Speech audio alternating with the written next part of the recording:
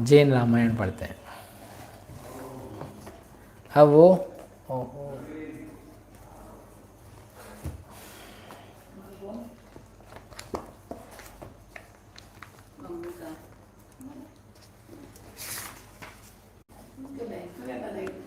विराधित जो था, विराधित जो उसके शिष्य, उसके लोग, दूत वगैरह थे, उन सबको उसने भेज दिया। सब लोगों ने जाकर के इम कही सब दिश सुभट पठाए, ग्राम नगर वन नभ गिरि जाय, सब ही थल हेरी रघुनारी, सीता नजरि परी न लगारी। ऐसा कह के वो सारे दिशाओं में फैल गए थे। कौन फैल गए थे? विराधित के लोग फैल गए। उन्होंने गांव में, नगर में, पर्वत पर, जंगल में, अरण्य में, अटवी में, नदियों में, समंदर में, पर्वतों पर, जनालयों में, सब जगह दूर दूर जाकर के ढूंढा कि कहीं ऐसी नारी दिख रही है कहीं से हरण करके लाई गई हो। ऐसे गुप्तचर भी होते हैं, उनसे पूछते हैं। सब जगह उन्होंने ढूंढा, लेकिन वहाँ कोई मिलनी थी क्या। ऐसे ही वो ढोज खा के आ गए कि जैसे आपसे कहा सुख ले आओ, तो आपने पूरी दुनिया में जाकर के सुख ढूंढा। आपने खाने पीने में सुख ढूंढा, आपने पत्नी बच्चों में सुख ढूंढा, आपने घर बना करके सुख ढूंढा, गाड़ी बंगला ला करके सुख ढूंढा, नए कपड़े पहन करके, ब्यूटी पार्लर में जा करके, सब जगह जा करके क्या ढूंढा? सुख ढूंढा। और फिर अंत में आके बोला, महाराज कहीं भी सुख नहीं मिला, हमने ढूंढा बहुत लेकिन नहीं मिला।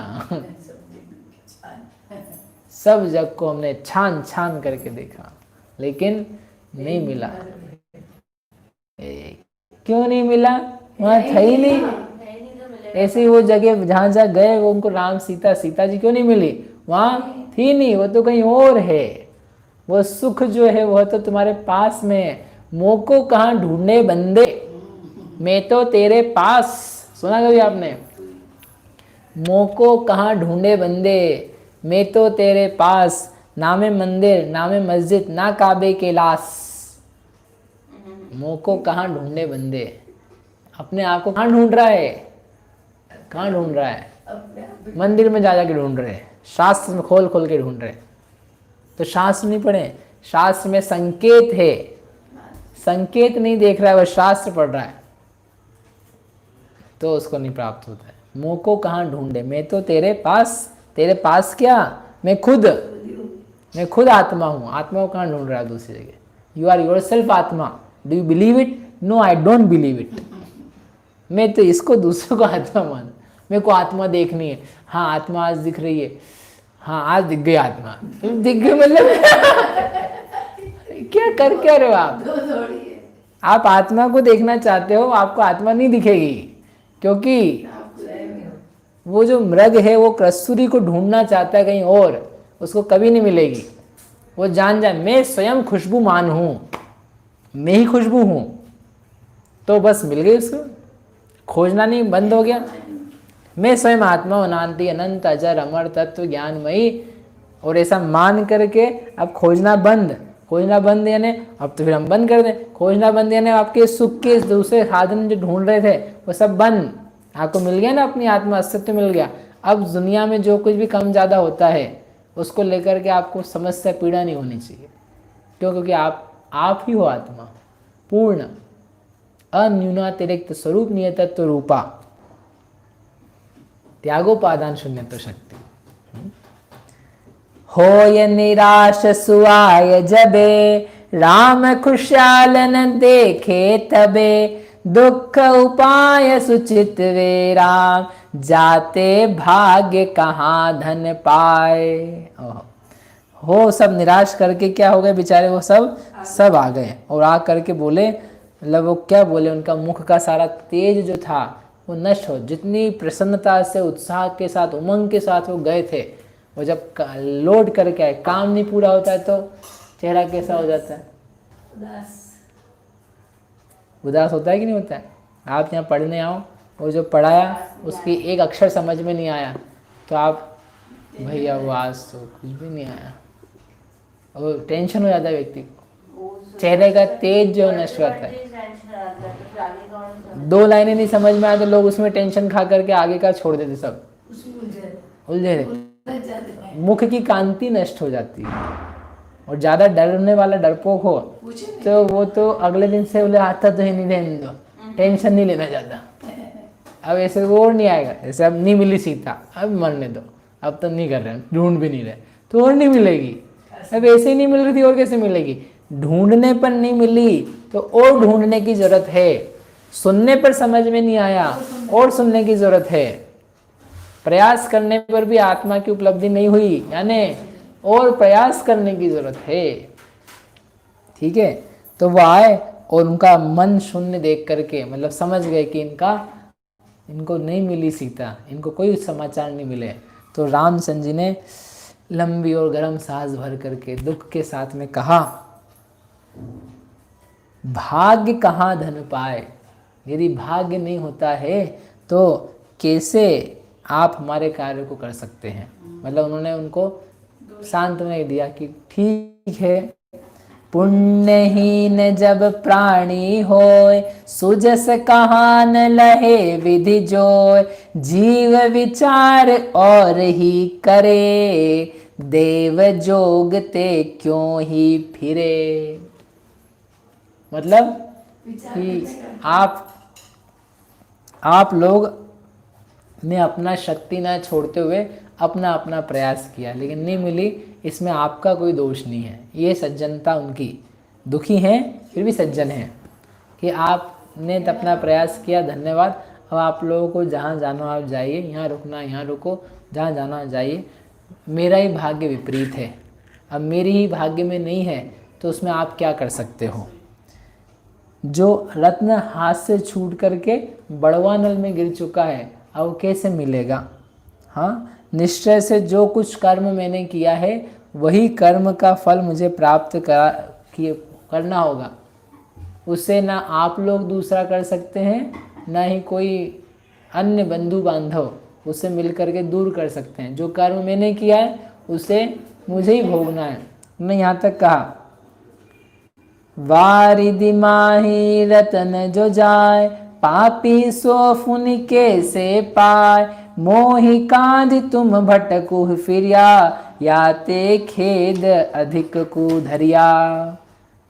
और उन्होंने कहा अपने भाग्य को, देखो मेरा भाग्य कैसा है कि मैंने भाई बंधुओं से रहित इस कठिन कष्टकारी इतने दूर वन का आश्रय लिया। मतलब देव ने, कर्म ने मुझे वैसे ही नगर से निकलवाया, हमने छोड़ा, घर छोड़ के वन जंगल में भटकते भटकते हम यहाँ तक आए। इतना हमने कर्म का उदय खुशी खुशी सहा, लेकिन यहाँ भी भाग्य रूपी शत्रु ने मुझ पर दया नहीं करी। मेरी जो एकमात्र स्त्री थी उसको भी वो ले गया। जान पड़ता है कि बड़ा कठिन दुर्भाग्य मेरे सिर पर लग चुका है, अब वो तो भोग करके ही दूर किया जाएगा। इस प्रकार वो बहुत दुखी होकर के विलाप करने लगे। कौन? रामचंद्र जी। बस यही उनके जीवन का बहुत कठिन समय है। जावो सबे ले लक्ष्मण कुलार। अब मेरे को तो अब कोई आशा नहीं बची है और अब मैं बहुत जीऊंगा कि मरूंगा मुझे नहीं पता। आप सब लोग जाओ और आप लक्ष्मण को भी साथ में ले जाओ, क्योंकि मेरे जीवन में संशय है। मेरे का कब हो जाए कुछ, मैं उसके बिना, सीता के बिना मैं नहीं रहूँगा। 2 ही लोगों से प्रेम था अतिशय इनको, सीता से और लक्ष्मण से। उसमें भी लक्ष्मण से अतिशय प्रेम था। सीता चली गई तो भी मरे नहीं वो, और लक्ष्मण के मरने का सुना भर तो नहीं, रामचंद्र ने सुना, लेकिन उसको ले करके घूमते रहे, वो नहीं छोड़ा उसको। सीता का तो त्याग भी कर दिया एक बार दुखी होकर के भी, लेकिन लक्ष्मण को तो त्याग भी करने को तैयार नहीं था। ये 2 जीवों से इनको बहुत प्रेम था। मैं अब सीता रहित भयो शोभू नहीं, याते करस्यूं प्राण त्याग अब ही सही। देखो माता तात बिना वन में फिर्यो, कर्म उदय सुवियोग जानकी को कर्यो। अब मैं सीता के बिना शोभा नहीं पाता हूँ। मेरी स्थिति वैसी है, सम्यक दर्शन के बिना जैसे चारित्र शोभा नहीं पाता है, ज्ञान समीचीन नहीं कहलाता है, वैसे मैं सीता के बिना अच्छा नहीं लग रहा हूँ, मेरा मन नहीं लग रहा है, इसलिए मैं तो अब नियम से प्राण ही छोड़ूंगा। देखो मेरे माता पिता भी छूट गए, माता पिता नहीं मेरे पास, भाई बंधुओं से रहित हो गया, नगरवासियों से रहित हो गया, कैसा मेरा भाग्य।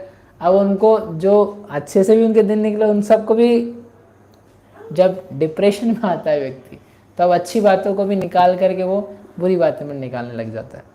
तो ऐसी इनकी अभी की स्थिति चल रही है। इत्यादिक विललाप करी राघव रुदन कराय, लक्ष्मणादि लखि के दुखी रोवत भय अघाय। सब विलाप ही करने लगे, आंसू मान उनके बहने लगे, और उनको देख करके लक्ष्मण ही बहुत दुखी हुए। उनको भी क्या करें हम, उपाय जो अपने से ही बन रहा था वो अपन ने करके देखा, अब क्या करें।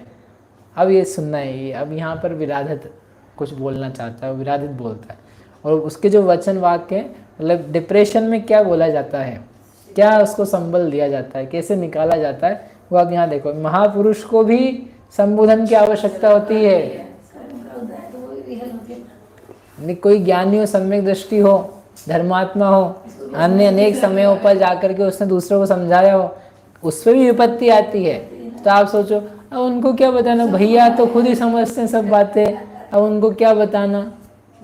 अभी देखो 3 महीने थे, अच्छे अच्छे विद्वान पंडित जी भी थे कोई कोई, तो अब वो उनके पास कोई जाए नहीं, मिले नहीं, बात नहीं करे। बड़े भी रहते हैं लोग, मध्यम उम्र के भी रहते हैं, छोटे भी रहते हैं, अब रोज़ मिलते रहते तो शांति रहती है। लेकिन अब 3 महीने हो गए, 4 महीने हो गए, लोग ही नहीं मिले, तो व्यक्ति दिमाग खराब होने लग जाता है। और समाज के लोग सोचे अब वो पंडित जी तो खुद ही समझदार हैं, आप अपने घर परिवार वाले से सबसे बात कर रहे हो, भाई बंधुओं से पूछ रहे हो कुशल क्षेम क्या है, कैसा है, कहाँ हो, व्हाट्सएप पे वीडियो कॉल सबके पास कर रहे हो, लेकिन आपके जो साधर्मी हैं, भाई बंधु हैं, पंडित जी विद्वान आदि हैं, महाराज वगैरह हैं, उनकी कुछ कुशल क्षेम आपने देखी कि नहीं देखी। नहीं तो वो तो समझदार ही है ना। अरे समझदार तो हमको पता है, लेकिन परिस्थिति विचित्र यहाँ होती है, कोई संकट में हो सकता है, समझे। कोई ज्ञानी के घर में उसके पत्नी, बच्चे, माता पिता, भाई बंधु किसी का वियोग हो जाए, और आप सोचो अब इनको क्या बोल रहे हैं। अरे क्या क्या बोले तुमको, उन्होंने तुमको जो समझाया है वही जाके बोलो, उसको भी जरूरत पड़ती है। हम इसलिए कह रहे हैं कल को ऐसा नहीं हो कि हमारे को तकलीफ आए और तुम लोग तो बिल्कुल बोले वो तो वैसे ही ज्ञानी, छोड़ दो। ऐसा नहीं है, नहीं आए वियोग आदि के दुख बढ़िया है, बुद्धि बराबर बनी रहे, लेकिन संसार विचित्र है।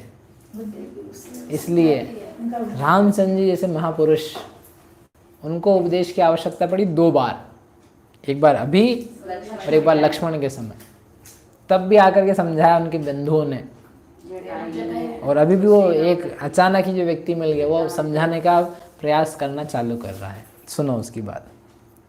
सुनो राम दुख के किए किम सो सीताय, जाहि दुष्ट जो ले गयो याते धीरज लाए। अब विराधित ने उनको बोलना चालू किया, सुनो रामचंद्र जी, आप महापुरुष हो, आप महामानव हो, आप तो महाकुला महाअर्था हो, क्या आप ये नहीं जानते रोने से क्या सीता आएगी। ये बोला क्या दुख के किए सीता आए, तुम्हारे रोने से सीता नहीं आ जाने वाली है, कोई दुष्ट उसको हर करके ले गया है।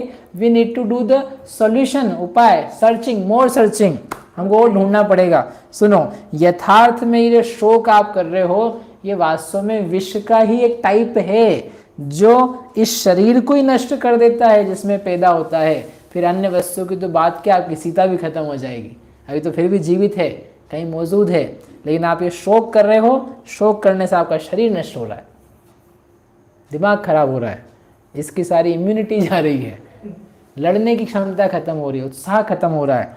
आप जैसे आप महापुरुषों के द्वारा सेवित धैर्य का अवलंबन लीजिए, कीप सम पेशेंस, पेशेंस रखो।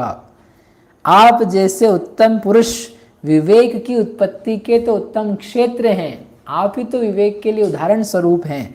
धीर वीर मनुष्य यदि जीवित रहता है, जीवत राजतिया धन होय, याते करो इलाज बहोय, खर दूषण विद्या दराय, ताहि मारते बेर उपाय। जीवित रहेंगे हम आप तो सब प्रकार के उपाय किए जा सकते हैं। जीवन सबसे बड़ी औषधि है, जीवन को सुरक्षित रखिए। जीवन रहेगा तो बाकी सब चीज़ें भी प्राप्त हो जाएगी, सीता को भी आप देख पाएंगे। इसलिए जो धीरवीर मनुष्य जीवित रहता है, बहुत समय के बाद भी कल्याण को देख लेता है। जो तुच्छ बुद्धि का धारी अधीर इम्पेशेंट मनुष्य है, वह कष्ट भोगता है और भोग करके भी कल्याण प्राप्त नहीं करता। क्यों? क्योंकि अधीर में इम्पेशेंस में आके कुछ तो भी एक्टिविटी कर लेता है, मरण तक को स्वीकार कर लेता है अधीर मनुष्य। तो क्या होगा? बोले अभी मरा, मरने का दुख, और जो कल्याण जिसके लिए तुम मर रहे थे कि वो चीज़ नहीं मिली मुझे, मेरी सीता नहीं मिली, तो तुमको वैसे भी नहीं मिल रही है। आप क्या कर रहे हो? लोग इतना नहीं सोच पा रहे कि जिसके लिए मर रहा हूँ तो मरने पे तो वो भी नहीं मिलेगी। अरे लड़के होते हैं ऐसे, बोले लड़कियों ने हमको मना कर दिया इसलिए मर रहे हैं। मूर्ख, यहाँ पे जिंदा रहता तो कम से कम उसको देख ही पाता, अब तो वो भी गई। और ऐसे नपुंसकों को मना कर दिया लड़कियों ने तो बहुत ही अच्छा किया। मालूम पड़ा अभी तो नहीं मिला तो मरी, कल को मालूम पड़ा कि पैसे नहीं मिले तो मर जाती और ये विधवा हो जाती। ऐसे लड़कों से तो बहुत दूर से बच के रहना चाहिए। ऐसी लड़कियां भी बिल्कुल महामूर्ख है। 4 नंबर नहीं आए परीक्षा में तो जाके मर जाए, तो ऐसी लड़कियां दूर से भैया अच्छी हैं। क्यों? कि कल को कुछ बोल दिया तो ये तो जान पे ले लो, जान ले मामला हो जाए। बहुत बड़ी बात कह रहे हैं वो, इतनी सारी कौन सी कि इम्पेशेंस को करके जो अधीर मनुष्य है कष्ट प्राप्त करता है एक, और कल्याण को प्राप्त नहीं कर पाता। सिखाओ अपने आप सब बच्चों को, बड़ों को, युवाओं को, बहुओं को, युवतियों को, बड़े बड़े वृद्ध पुरुषों को कि भाई आप अधीर हो रहे हो और कुछ से भी काम कर रहे हो, इससे कुछ फायदा नहीं होने वाला है, इससे कल्याण नहीं मिलेगा। घर जाके आप 10 बजे बर्तन बजाना चालू हो गए हो, उससे खाना नहीं मिल जाएगा, वो खाना 12 बजे ही मिलेगा, क्योंकि बनने में 2 घंटे लगेंगे। तो आपके बजाने से कष्ट हो रहा है, वो और नमक का मिर्ची पड़ेगी उसमें, तो स्वाद बिगड़ेगा।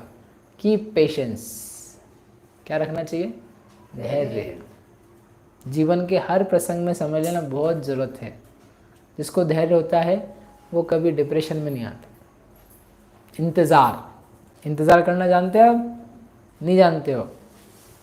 मोबाइल आता है, सूचना भेजी आपने, आप देखते रहते हो आधी घंटा, रिप्लाई कैसे नहीं आया, रिप्लाई कैसे नहीं आया, रिप्लाई कैसे नहीं आया। तुम्हारे देखते रहने से नहीं आ जाएगा। देखो बच्चों को, देखो अपने आप को, वो घुसे ही रहता है उसमें, बात हर मिनट में देखता है, पढ़ लिया क्या, पढ़ लिया क्या। इतना परेशान कर रखा है उन चीज़ों ने, देख लिया कि नहीं, लाइक आया कि नहीं, उसका लाइक आया कि नहीं, इसका आया कि नहीं, इतना अधीर रहता है। आपको धैर्य की परीक्षा करनी हो, एक मैसेज भेजना को भेज दो, अगले दिन चेक करेंगे, टुमारो, एक दिन में केवल एक बार, और उसी समय भेजेंगे सारे, उसी समय देखेंगे। देखो आपके धैर्य की परीक्षा। यह विषाद करने का समय नहीं है, ये रोने का समय नहीं है, दुखी होने का समय नहीं है। कार्य करने में मन लगाइए, क्योंकि उदासीनता बड़ा अनर्थ करने वाली है। उदासीन होने का समय नहीं है ये भी। क्यों? क्योंकि देखो अभी अपन ने बहुत बड़ा काम कर दिया है। विद्याधरों का राजा जो था खरदूषण, पाताल लंका का स्वामी, जिससे रावण भी चमक करके उसने अपनी बहन दे दी थी, उसने कब्जा कर रखा था, उस खरदूषण को आप लोगों ने मारा है। यू हैव नो आइडिया आपने क्या किया है। इनको तो पता ही नहीं ना अभी तक। खरदूषण को मार दिया है, खरदूषण के लड़के को मार दिया है। वो खरदूषण रावण का साला है, वो सब बता रहे हैं उसको। खरदूषण विद्याधर जो राजा था ना, जाहि पक्ष सुग्रीव है, इंद्रजीत धन घन नाद, कुंभकर्ण इत्यादि बहु, तीन में मड्यो कुवाद। उसके पक्ष के सुग्रीव, अंगद आदि राजा हैं जो अपने आप में बलवान है। हनुमान उनके साइड का है कि जो उसकी ध्वजा देखते ना, वानर ध्वजा को, पताका को, उसको देख के शत्रु छोड़ करके, रण छोड़ के भाग जाता है। इसके अलावा रावण का तो तुमने नाम ही सुना है। अब इनको पता था ना कि रावण ले गया है। रावण 3 खंड का अधिपति, विद्याधरों का राजा, अतिशय बलवान, चक्र रत्न का स्वामी उनके बहन की पति को मारा है, तो वो सब लोग आते होंगे, कभी भी कोई फटक सकता है, अपने प्राण संशय में आने वाले हैं। इसलिए मैं आपसे निवेदन करता हूँ कि ये शोक करने का समय नहीं है, चिंतन करने का समय है। अपन सब मिलकर के उपाय ढूंढेंगे। इसलिए अभी तो आप चलिए, ये पाताल लंका है, शत्रुओं से सुरक्षित रहती है, अपन यहाँ जा कर के रहेंगे और फिर वहाँ पे नीति रणनीति और जो जो भी काम करने के वो करेंगे, ये उसने उसको कहा। पाताल लंका को अभी जीता, मतलब वो वहाँ का था। चलो यहाँ पे चलते हैं, फिर अपन भामंडल को भी खबर भेजेंगे ना, एवरीबॉडी, मतलब ये सब ये उनके पक्ष के हैं। आप समझे भी, देखना क्या क्या घटना है, पुण्य का उदय कैसे आता है, चीजें अपने पक्ष में कैसे कब क्या हो जाती है, कि सब के सब रावण के, क्योंकि आपने यदि पुराना याद हो आपको, वानर वंश और राक्षस वंश में कुलो परंपरा पुरानी मित्रता है। द मोमेंट जब से वो चल रहा है ना, राक्षस वंश और वानर वंश पैदा हुआ, इन दोनों के बीच में बहू बेटी के संबंध जो हैं वो है ही कंटिन्यूअसली। हनुमान तो रावण का दामाद है, रावण की खुद की लड़की उसको ब्याई हुई, कजिन नहीं, खुद की लड़की। और सुग्रीव जो है, सुग्रीव की बहन रावण की पत्नी है, मतलब कौन हुआ सुग्रीव, उसका साला। ठीक है, ऐसे एक एक करके जितने संबंध है ना, सब संबंधी हैं, ये सब रावण के पक्ष के हैं। Can you imagine. अब ये बेचारे दो अकेले लोग हैं, राम और लक्ष्मण। और वो खरदूषण विराजित ने कहा कि लेट्स गेट इनसाइड, कभी भी कोई आ जाएगा और अपन क्या करेंगे, अभी तो आपने जीत लिया, बहुत वेरी बढ़िया, लेकिन कुछ और व्यवस्था करनी चाहिए। इसलिए आप चलो। इत्यादिक वचते रघुराय, संतोषित कीने सुखदाय, रथ चढ़ी अलंकारपुर गया, चोगिर दासु बेड़ जुलिया। ऐसा सब वचन सुन करके उन्होंने रामचंद्र जी को कुछ संतोष प्राप्त कराया। उनकी भी मतलब उन्होंने कहा सही बात है, मतलब इतना स्वीकार भी कर लेना वो बुद्धिमान, जल्दी स्वीकार कर ले अच्छा बुद्धिमान। दुख आया, दुख को छोड़ दिया कि ठीक है चलते हैं, ऐसा कह करके वो राम और लक्ष्मण सीता के बिना कहाँ जा रहे थे, अलंकारपुर नगर में। आचार्य महाराज लिखते हैं, जैसे सम्यक दर्शन के बिना ज्ञान और चारित्र शोभायमान नहीं होता है, वैसे सीता के बिना राम लक्ष्मण सुशोभित नहीं हो रहे थे, अधूरे लग रहे थे। सीता के साथ में तो ऐसा लगता था मानो सम्यक दर्शन ज्ञान चारित्र तीनों मोक्ष मार्ग साथ में चल रहा है, लेकिन अब सम्यक दर्शन चला गया। और वो जब अंदर जा रहे थे तो उसका लड़का था खरदूषण का, दो लड़के थे ना, शंमुख तो मर गया, तो वो जो लड़का था नंद, तो वो लड़ने आया कि हमारे नगर है, तो अभी पिताजी मर गए तो क्या हम तो हैं, तो लड़ने आया। तो विराधित और उसकी सेना ने उनका सामना करके उसको भगा दिया, मतलब पराजित कर दिया। तो भाग करके छुप करके निकल गए, कहाँ चले गए, पाताल लंका से लंका की ओर चले गए। चंद्रनखा अपनी माँ को लेकर के वो रावण के पास, रावण की शरण में चला गया बताने के लिए कि क्या क्या हमारे साथ हुआ। उसको मतलब वो नहीं मरा, मामा के पास वो लोग चले गए और ये लोग अंदर आ गए। अंदर आकर के इन्होंने सब प्रकार से वो जो सुरक्षा थी उसको सुरक्षा करने का प्रबंध किया। यद्यपि वो स्थान बहुत सुंदर रमणीय सब प्रकार के भोगों से सहित था, फिर भी रामचंद्र जी का मन वहाँ नहीं लगता था। एक एकांत स्थान में जाकर के देखा उन्होंने, वहाँ पर एक दृष्ट्वा जिनेन्द्र भवनम भवतापहारी, जिनेन्द्र भगवान के एक जिन भवन को देखा, देख करके वो प्रसन्न हुए और वह अंदर गए और सब प्रकार के पुष्प आदि से जिनकी अर्चना की गई थी, सुगंधित धूप के घट आदि भरे हुए थे, ऐसे जिनेन्द्र भगवान को देख करके उनके मन में शांति हुई, प्रमोद हुआ, आनंद हुआ कई समय बाद में। और वहाँ अर्चना करके वो सुख से सीता के कुछ जो विरह था, वियोग था, उसको भूल करके जिनेन्द्र भगवान की अर्चना में लग गए। इस प्रकार सेना को सुरक्षित वहाँ रख करके रामचंद्र जी यहाँ थोड़ी आराधना करते हुए वहाँ पर रुक करके रह गए। अब इसके बाद क्या होता है वो अपन आगे देखेंगे। देखो क्या क्या होता जाता है। अरे अभी तो बहुत टाइम है रत्न जटी को। अभी दिन है उसमें। अभी तो रावण की चेष्टाएं अभी बतानी थी, आज वो टाइम नहीं हुआ, कल बताएंगे। रावण अभी विमान में है, अभी लंका जा रहा है और सीता से बात करना चाहता है। वो क्या उनके बीच की स्थिति है, काम की क्या स्थिति होती है, आपको साक्षात दिखाई देगी। शांति सुधा बरसाए जिन वाणी, वास्तु स्वरूप बताए जिन वाणी। शांति सुधा बरसाए जिन वाणी, वस्तु स्वरूप बताए जिन वाणी। पूर्वापर सब दोष रहित है, वीतरागमय धर्म सहित है। पर सब दोष रहित है, वीतरागमय धर्म सहित है। परमागम कहलाए जिन वाणी, परमागम कहलाए जिन वाणी। शांति सुधा बरसाए जिन वाणी। मुक्ति वधू के मुख का दर्पण, मुक्ति वधू के मुख का दर्पण। जीवन अपना कर दे अर्पण, जीवन अपना कर दे अर्पण। भव सामुद्र से तारे जिन वाणी, भव समुद्र से तारे जिन वाणी। शांति सुधा बरसाए जिन वाणी। राग द्वेष अंगारों द्वारा, राग द्वेष अंगारो द्वारा। महाक्लेश पाता जग सारा, महाक्लेश पाता जग सारा।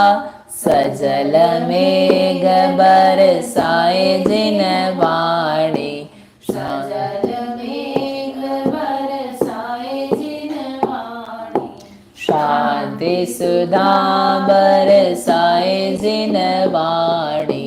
सात तत्व का ज्ञान करावे, सात तत्व का ज्ञान करावे। अचल विमल निज पद दर्शावे, अचल विमल निज पद दर्शावे। सुख सागर लहराए जिन वाणी, सुख सागर लहराए जिन वाणी। शांति सुधा बरसाए जिन वाणी। वास्तु स्वरूप बताए जिन वाणी। जा वाणी के ज्ञान ते सुझे लोकालो, सो वाणी मस्तक नमो सदा देत।